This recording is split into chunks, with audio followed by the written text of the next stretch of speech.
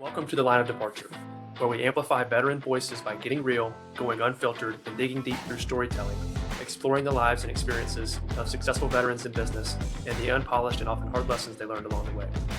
Join us as we bring alive the amazing stories about life and all the messiness and imperfection that comes with it through the eyes of veterans who have persevered and gone on to have successful second careers after service. I have the pleasure to introduce our next guest, Karina Loor. Karina is a U.S. Navy veteran where she served as a surface warfare officer with deployments to the Black Sea and the Mediterranean aboard the USS Vela Gulf. Pronounce that right, Karina? Yeah. Good. Yeah, and an aircraft carrier, the USS Abraham Lincoln. She's a graduate of George Washington University and is currently studying for her MBA at the University of North Carolina. Karina has worked here at Cisco for the past 6 years and is joining us today from Dallas, Texas, where she's a partner account manager for the company's global enterprise segment. She's previously held positions in services sales and account management. So Karina, welcome. We are super excited to talk to you. And fun fact for the audience, Karina is running a marathon next weekend. So everyone cheer Karina on when you get a chance and you're listening to this. And she is also a Cisco Chairman's Club winner this year, getting ready to go on an awesome trip to Hawaii, where she tells us she'll be taking surf lessons. So Karina, welcome. Super excited to jump in with you today. How about you just start with just give us a little bit about your story, a little teaser before we jump in. Yeah, thanks, Eric. And just one caveat to that, I actually did just graduate from my MBA program a few months ago. So proud Tar Heel here. Congratulations. Yeah, and happy to, if there's any questions about that MBA process, happy to answer those as well. But yeah, a little background on me. I was born in Ecuador. I really don't want to divulge my age, but a couple of years back, and immigrated here with I have a twin sister, and so we're four girls. Three of us were born at the time, so we came to the States when I was about 4 or 5. Grew up in New Jersey. Grew up playing. I was a swimmer throughout, pretty much up until we graduated high school, and then I applied to George Washington University. Went there for my undergrad. Studied political science. Did ROTC. Yeah, I actually wanted to apply to the Naval Academy, but I was not 18 at the time, so my mom did not want to sign that paperwork. If you're from a South American country, there's a lot of connotations of the military and what the military is like there versus here. So did not do that, but it's okay. It all worked out. I went to GW, did ROTC, commissioned in 2013 as a surface warfare officer, and then I left service at the end of 2017, so did about 4.5 years, as you mentioned, on 2 ships. And then I took a role, didn't really know what I wanted to be when I grew up per se. So I took a role at a military recruiting firm as an account executive, got a feel for what hiring managers wanted, what strengths I felt like I could provide with my military experience. And then ultimately heard that they were starting a pilot program at Cisco called MISSILE, which is Military and Sales and Leadership. And so it was me and these 2 West Pointers that are still friends of mine at Cisco and really successful here. And that was actually almost 5 years ago. Last week was 5 years to the T. I think October 8th was when I started. And yeah, I've had a variety of roles here. I've been here 5 years, and I've probably had 4.5 roles. Not all by choice that I've left, but there's been a lot of really great promotions and professional rewards along the way. So that's kind of where I'm at today, and just really happy to be talking to you from Dallas, where I moved for this role from Raleigh. Karina, I think you already talked a lot of the talking points I was going to ask. You kind of already answered them, but I am curious, from going from the military and then you had your account executive role, what made that shift to want to go to tech specifically? Like, what drove you in that space? So honestly, when I started, I didn't know what a router or switch or the cloud really was. So I hope if there's anyone listening here that, is just maybe a little intimidated or feels like they don't have a starting point, that's okay. Because, I didn't have one either. But honestly, there was a guy at the office, and he was our top biller at that recruiting company that I worked for. And, he was the office's top biller, and he's actually at Cisco still now too. And I remember one day he just said he was leaving and he was going to work for this company called Cisco. And me being, brand new out of the service, just on understanding like, hey, this guy's making a really good paycheck. Like, he's obviously able to support his family. Like, his wife is a stay-at-home mom. Like, obviously he is the breadwinner and he's making this calculated move to go somewhere else. And so I asked myself why, but then I also went and asked him why. Just kind of walked into his office and asked. And I also at that time he said, well, it's a great company. They're here local, and there's just going to be more opportunities down the road. And I think at the time I was so short-sighted that I was like, but you have a great opportunity now. Like, why would you leave? Right. And so I asked him if I could just keep in touch with him, as he left, and I wanted to just learn more about what his experience was like. And so it was through, I would call him or text him every couple of weeks and just be like, or not weeks, it probably every couple of months. Sorry, my dog is. Um, but I would call him every couple of months, and he just seemed happier and happier and more like at peace with that decision. And so that kind of set me down the path of, hey, let me look into tech and let me see what's out there. And as I had more of those conversations, I realized that this was a really good pathway for me for a lot of reasons. He was kind of like the guinea pig. Like, let's see. Yeah, Let's see definitely. how Like, he does. and through those conversations, he reached out one day and said, "Hey, I know, these are just." I was never really asking for a job or anything, but he was the one that then mentioned, "Hey, another coworker had started this missile program, another former coworker, and it's a pilot. If you want to talk to him, I can set an introduction." And so that kind of led me down that path. And through that conversation, I thought was an informal talk, and it was not. I very much was asked questions that I had no idea about, and so went home, did my homework, and was then able to, I think, have more of an understanding and articulate better why me and tech could be a good fit. Can I ask why sales in tech? Because I think that's also for like someone like myself that was once or is, maybe interested in one day doing sales, but I'm not a sales agent, right? You see little things like, oh, the car salesman, and but they're kind of hate, but like why sales in tech? Yeah. So I think the sales part kind of helped me in the previous role, because uh, I also was very much like, hey, I'm a project manager type. I'm very operational. The military, that's kind of my background. And, on my resume, that's what, if you extrapolate what I do day to day, it's really like a lot of project management and operations. And so I was actually applying through that military recruiting agency to a lot of those types of focused roles. Um, and ultimately, I ended up taking that role with that first role as an account executive because I was down to the wire and like in final interviews and didn't have the certainty of a job really. And so this company was like, well, you could, wait it out. You'll probably get an offer, but we want to extend you an offer right now and we think you could be great. And so I really took this as like, okay, I don't know that I'll like sales. I don't know that I'll like recruiting. I don't know that I'll like any of this, but Mhm. it's a sure paycheck and it's a sure opportunity because you talk to so many other companies as part of this role and it was specifically focused on getting veterans hired. So I thought, hey, this is a win-win for me because then I can learn if I'm good at sales, learn if I like sales, learn about different industries. And so that kind of helps me get my feet a little wet with sales. And there was a lot of cold calling in that role. So when I did move over to Cisco, I just realized that to your point, it's not sleazy car salesman type conversations. Like Cisco is a brand with a lot of weight, and it doesn't mean that you don't have to put effort in to convince customers, that we are better than our competitors, but it does mean that they know who Cisco is. So you're not really spending time having those conversations.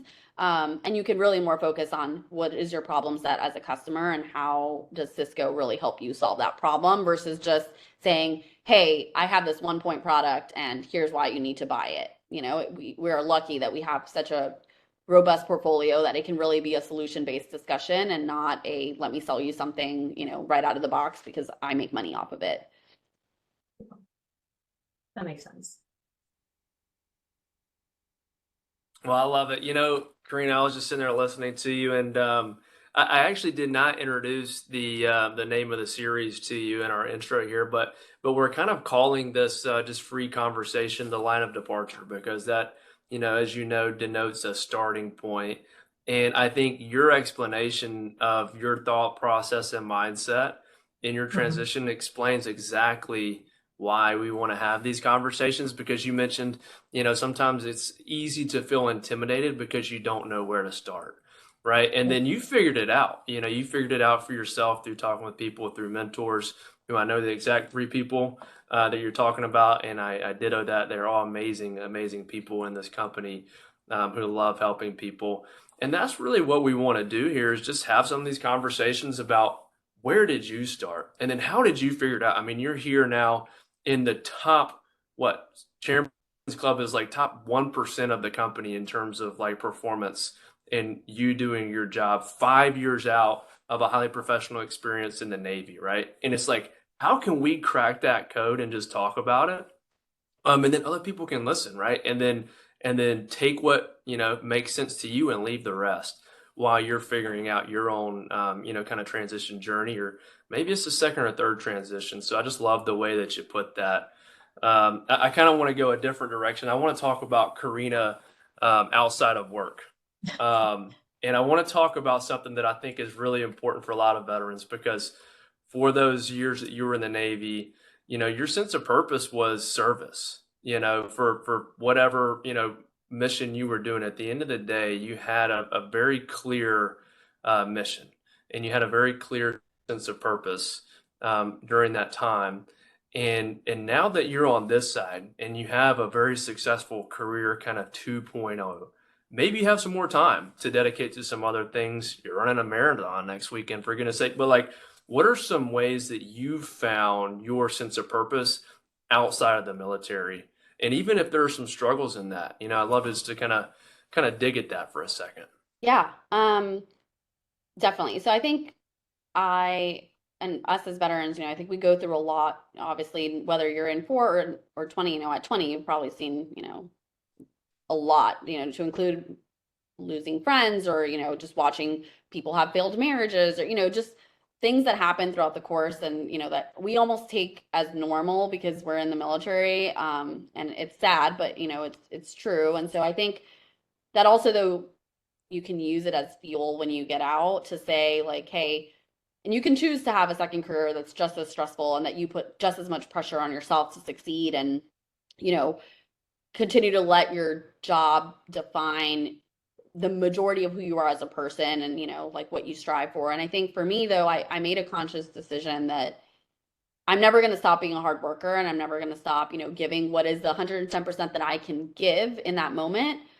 But that really doesn't always mean that you have to, make your job your life. And so I made a conscious decision that the job I have is going to fuel the quality of life that I want to live, and not the other way around. And again, everyone's different. And I have friends that, their goal after the military is like, well, I want to make a ton of money. And that's, that's what's important to me. And that's okay. Just for me, that's not really like where my values lie. And that's not really what drives me every day. So I would say just having that healthy perspective of like, hey, I can give it my best today, but if I don't answer this email, people are not going to die. We're not going to hit another ship. Like, Right. that's a very grounding perspective to say, like, I've done enough today. That is my best. That is the most I'm able to give. And I can shut my computer off, and I can go, for a really long run, because I'm training for this marathon, and that's what's going to give me purpose today. Or I can, I have a really great boss, and my job is pretty flexible when I don't have in-person meetings. So I can choose to go spend time with my nieces. I have 2 baby nieces that are in Boston, and a twin sister, and I can visit them, or, spend time with my parents. So, I think, that's what's really given me purpose, is having a good understanding of what's worth it to me in life, and the experiences I want to have, and the travel I want to do. And I've been able to fit all of that and give myself purpose through those things, versus it just being my job. And don't get me wrong, my job, it gives me a lot of satisfaction to be good at it. And I'll never be this person that just, slacks off or half-asses it. But I think I found a really good boundary, and, like, line to draw with it. I think that is, one, no, there's no way you would ever be a slacker. I mean, Karina Loor slacking off here, there's no possibility there for anybody to listen in here. But I just think that your ability, and you even went back to your operations and project management background, I think that's an important lesson probably for a lot of folks, for me, for everyone listening, is our abilities to set boundaries. Because, like, I think we all feel just the pull to like 110 miles an hour all the time. And, some people may call it imposter syndrome, but I have to prove my value, to all those around me instead of being, a little bit introspective like you've been. I understand, I understand my value, right? And I know when to shut it down, and I know what's important. So your ability to do that, I think, is just a huge lesson for all of us. Let me ask one random question here. So you're getting ready to run the marathon next week. So take me through like a typical weeks. How many miles and how many runs a week? Like at the height of training here, Yeah, we're I was talking. gonna say I'm in a taper week right now, so luckily Yeah. it's not as much mileage. I'd say 2 weeks ago was the highest mileage because my long run was a 20 miler. Yeah, so Wow. during the week, you have like a short, what I call like short, medium, short, and then long distance run. But it's funny because as the weeks go on, like even the short runs, like the shortest run you'll run is like 5 miles, and the medium runs in the middle of the week are like 8 miles. So you have to allocate the time for that. I think adding to the complexity is the marathon's in October, so you're training in the heat of Dallas, like summertime for those. And so we had weeks where it was like 108 degrees, like for the day. So you either, like especially on my weekend runs, would wake up at, like 4:15, walk my dog, eat something, like stretch, make it to the lake by 6 because it's a 9 mile loop. And so I can, kind of run that for a bit.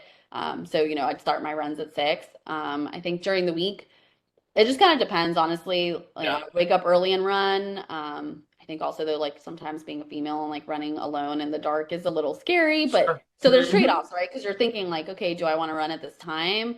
But also, do I want to run alone? Apparently, I live next to the Katy Trail, and somebody sent me an article about, I guess, this man that was like harassing people on the No trail. So I kidding. was like, okay, well, maybe I don't want to run. It freaked me out a little bit, and I was like, okay, maybe I don't want to run by myself. So then I started Yeah. running on the treadmill, sometimes, and running on the treadmill is not really very fun. But on the plus side, I could do that if I had a break in between meetings and it was a, 3 mile run, 4 mile run. Like, hey, sure, I can get that run knocked out, go shower and during my lunch break, and then like be on time for the next meeting. So, it was definitely a really big jigsaw puzzle between Hmm. like, Hmm. I'm proud to say like I got all my long runs in. I traveled a lot this summer, but I worked my schedule backwards to say like, okay, I know, for example, I went to Japan in the summer, and so I was like, I'm realistically not going to be running a rigid schedule while I'm on vacation or while I'm in Portugal, like taking surf lessons. So I just kind of allocated those weeks to say, hey, I'm showing myself grace these weeks. If I get a run in, that's great. But I made sure like to give myself enough weeks so that I could do all the mileage by the time I was done. So I think I only maybe like 10% of the plan I like couldn't follow, but I was able to get the rest of those miles in. So yeah, it was fun times for sure. Amazing. And again, all while earning Chairman's Club at one of the biggest companies in the world. Just saying, hey, y'all heard it here. The bar is set. The bar is set way up here, everybody. I can't get over that. Well, No, let on me. that note, I just want to like, if anyone is listening and doesn't know what Chairman's Club is, like, yes, Yeah. it is the 1% top sellers, but I think you'd be remiss, like anyone that wins that tries to say they did it themselves is definitely not being truthful and giving their team the credit where it's due, because it really, you don't get to Chairman's Club just doing, waking up and making it a solo sport. There is so much, especially me because I'm in the channel. I think a lot of people have asked me like, how do you in the channel make Chairman's Club when you don't have a direct list of accounts you support? And so really in my role, especially, like I couldn't have done it without a super supportive boss, without a team that, could cover down when I took PTO, or the teams I supported, to be open-minded enough to want to work with me. And if I had a creative idea, run with it. So, I think there's a level of humility to be had that everyone honestly should have, because it's crazy to think you're going to stand in front of Chuck Robbins, our CEO, and, take all the credit for a multi-million dollar sale or a really successful team or project without acknowledging that, a lot of people helped get you there. Your leadership is evident in that what you said, and I think that's just you. I think that's just you, and I think it's what you bring to the table as Karina, but as a veteran, and as a Cisco technologist, consultant, salesperson. And I just think your attitude about that is simply amazing. I think we could all learn from it. I really do. Let me rewind a second because I want to give the last five here when we get to it. I want you and Val to talk about surfing because I know you were both surfers, but I am interested, Karina, because you have a really interesting story. You were an immigrant, right? And you immigrated to the United States. Um, what made you decide? Was there a person in your life who encouraged you to join the military? Was it a commercial for me? I'm a Marine, so I wanted the cool uniforms. I mean, what was it? What made you decide to join? I mean, I think I like probably really early on knew I wanted to be in the military in some capacity, for a variety of reasons. I went to a lower income, school, so a lot of the kids, I mean, at the time, the high school I went to had the highest, I think, like pregnancy rate in the country, like of teen moms. And so we even had like a daycare in our center, Wow. like a daycare center in our high school for moms so that they didn't have to drop out of school, right? So I think I grew up in an environment, and that's like not really for a pity party. It's just like I grew up in an environment where That's what we want to you talk got about. to see a lot of people. Yeah, thanks. So like you saw a lot of people that, for one reason or another, like didn't make it out of like the community we lived in, or had very limited opportunities. And we used to have a bunch of recruiters that would come because that was a really feasible option for a lot of kids. It was like, hey, if you want a better life, enlist. And I mean, and it really did offer a really great path for a lot of people. I was Me and my sisters were all very lucky. We had a two-parent household, and our parents didn't let us work and made us do a sport. And, we were, you know, always expected to bring home straight A's and be in all the clubs and all the activities. And so, there was definitely, we were really lucky. And again, that we had really supportive family and parents, and our schools, even because we were lower income, we got to have access to, a lot of like educational partnerships where they would give us grants. So if you were smart and took advantage of all the stuff, you got to be the big fish in a little pond. Um and so, but it was hard because my parents were like, oh, my sister went and became, and always said she was going to be a doctor, and my parents were like, oh, then Karina's going to be a lawyer, this is great, like it'll work out. And Yeah. I, I just knew, I think early on, I didn't want to do that. And I would see these people come, and like in their uniforms and ask people to enlist. And I was like, oh, I think that's what I want to do. Like, we've been here, we've had so many opportunities. I want to do that. And yeah, my mom was like, absolutely not. Like, you also are getting these straight A's, so you're going to college. Um, and so for me, like, that was my way of kind of, making a compromise. As I did do the college thing, but I figured I could compromise and do ROTC. And I was able to make that work. And hopefully, I mean, I think at the time my parents didn't really understand it, but I think they've been able to see how that experience really led to other opportunities and open doors. Because it's hard, right? Like, in your mind, especially like the countries we come from, there's only certain professions that really allow you to have a good quality of life and provide for your family. And a lot of times it's being a doctor, it's being a good lawyer, and it's not that, but it's being the best at those professions. So really, I think they had a limited scope too at the time of what could Yeah. happen. So yeah, I think that's, long-winded way, but it was an interesting path to get here. I think we had so many opportunities afforded to us by living in this country, and I felt like it was a small part that I could do. And I was able to do it my own way, and like still, not fully disappoint my parents on the college route. I love that. I love that. I love that. Well, how about this? Let's fast forward then. All right. So you're here now. And maybe this answer, because I think as I think about my decision to leave the military, I think even being honest with myself, I may have even changed my answer a couple times. But give us now, looking back, why is it that you decided to leave? I mean, I think I knew that I didn't want to be on a ship forever. It's there's the most rewarding part is definitely the sailors I got to serve with Yeah. and lead, and that's probably the hardest part about leaving. But I think, I took stake of like, hey, what's important? And at the end of the day, like, I want a work-life balance. I want a family. I want all these things. And that's not to say you can't make them happen if you do your 20 years, but it is how much work do you want to put in to really make all of that work. And for me, it was just more important to figure out the balance that I could achieve and make that path a little easier for me.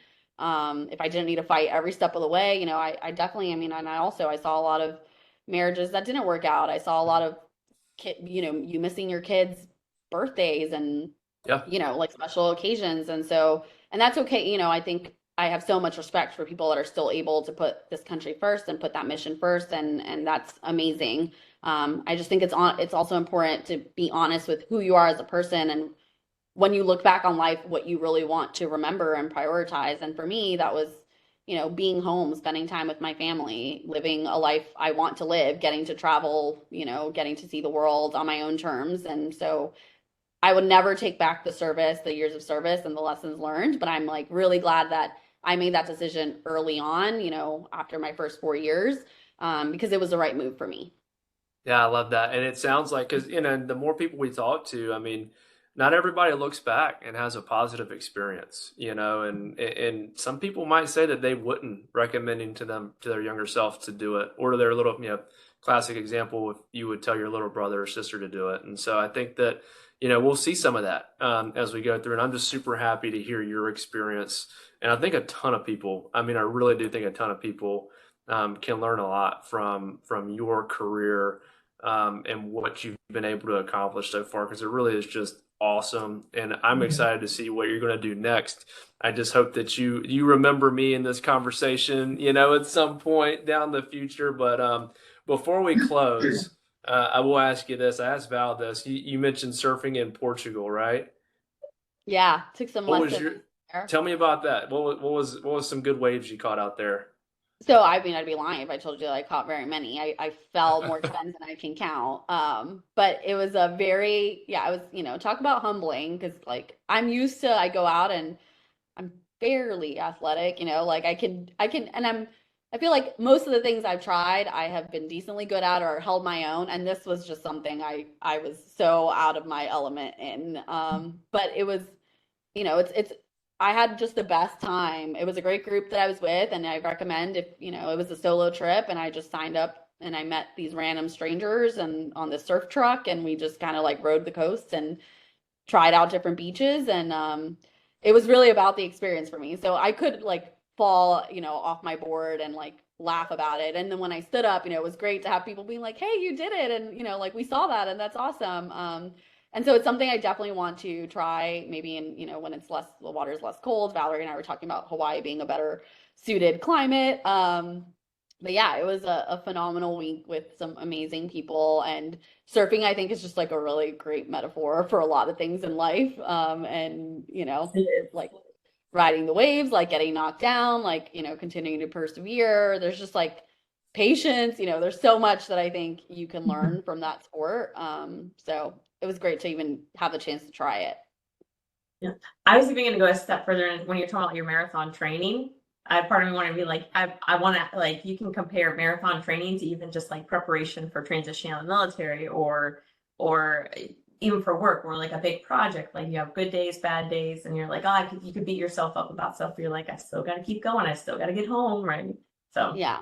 And I yeah. think that's a really big veteran thing, like mentality too, because I'm not a person, to be honest, this has been a really, like I mentioned, it's been so hot and it's been hard, but there's this mentality of like, I don't want to quit just because something is hard, and I don't want to quit halfway through putting in the work into something. So, yeah, I think if as veterans, when we sign up and commit to things, whether it's a job, a company, or a race, like you're gonna do your best to show up, even when you don't feel great, even when you don't want to do it.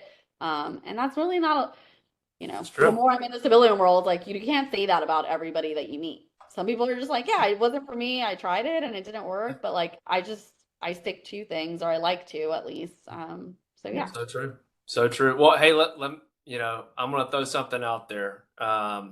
And I think I kind of got a good picture of you, Karina, and kind of your style. And so you got surfing, you got marathons. I think you're kind of a challenge junkie. I think you seek that stuff. So let me ask you this wild card. What's next? What's after the marathon? What are you thinking?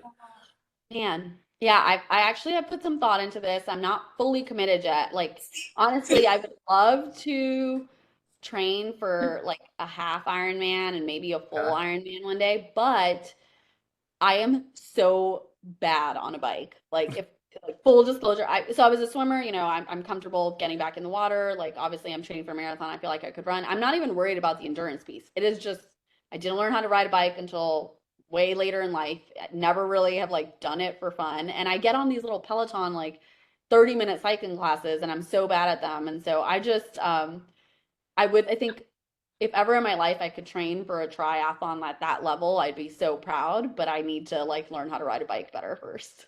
All I right. think Well, you probably excel at it because, and sorry, Eric, for cutting you no, off. go, But, go, but go, you go. know how like in PT tests, right? You'd see the person in front of you and you're like, I'm gonna pass them. And then I'm gonna pass, and that in internal competitive, you're on a Peloton bike, it's not the same. I think if you get on a bike and you're behind someone, you're like, I'm gonna beat that person.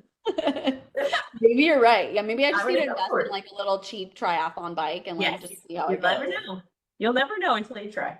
So yeah. Yeah. Valerie, what we're called are enablers. I Hey, know. no, I'm gonna but show you that I've registered for one next. I love it, dude. I'm telling you guys, this has been an awesome conversation. We got a couple minutes left. I just wanted to say, a little bit of time for saved rounds, Karina, for you. Final words of wisdom, final advice, not just to veterans, but anybody in business and technology looking to do a transition, has transitioned, and is figuring out what's next. What would you say to that person? So it's funny, like I actually I do my best, to give back. Like I'm very active in, helping find new talent in missile. And some of the people I meet, I'm so impressed by because I was not nearly the most prepared person out of my transition. And I meet these men and women, and I'm like, wow, like I wish I had had your level of foresight when you were getting out and your planning abilities to, get out. And I realized, like, I was out still on sea duty. It's really hard to do when you're on a ship and don't have connectivity and can't get to interviews in person. But like starting the process early, I think is super important. And doing what a lot of these, individuals that have reached out to me, I think is great. Like, yeah, go on LinkedIn, find people that you can connect with, just have a conversation. It's not necessarily about asking for a job or finding what's open right now, but just that having that aperture early on so that you have a good idea of what you like and what you don't like is super important. Utilizing free tools, again, like LinkedIn or, some of the resources that the military offers for transition. I think I wish I had just done that earlier. And actually, was just having a conversation with somebody that's leaving the military soon. He's an army guy, so didn't really fault him for that. But he did what I told him was, hey, like every job that I've gotten at Cisco actually hasn't been through an internal hiring board. Contrary to popular belief, those things are great. But like for me, it's worked out that that's not how I've gotten any job at Cisco. It's always been through people and the connections I've made.